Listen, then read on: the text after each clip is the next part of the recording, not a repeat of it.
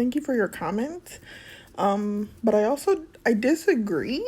This is where I kind of feel like the fandom has lost the plot about Star Trek. And this is not my intention to single you out. It's the ideology, because this is in relation to another comment that I actually received saying that Star Trek has gotten political, unfortunately.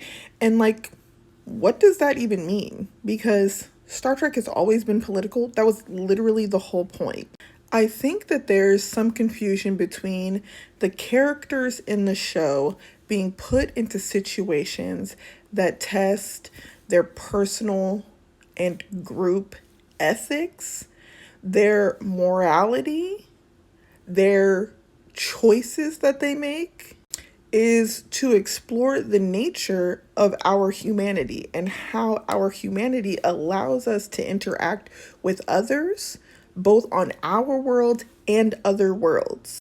And of course, all of the decisions we make and will ever make are colored by our personal experiences and the situations that we have survived.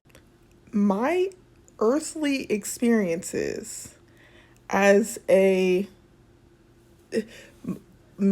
relatively middle-aged Black woman with a college degree, coming from a family of people who have college degrees, coming from a household with a single mother, everything that I have survived, everything that I have had to deal with in my life colors the way I move in my daily life.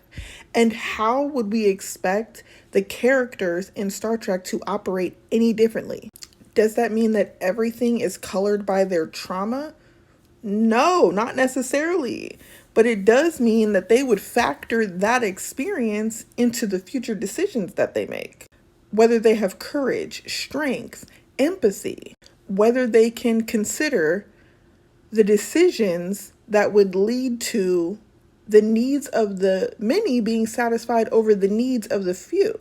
Does their personal integrity allow them to consider that there is infinite diversity and infinite combinations? No one person, no one culture, no one world is the same as another.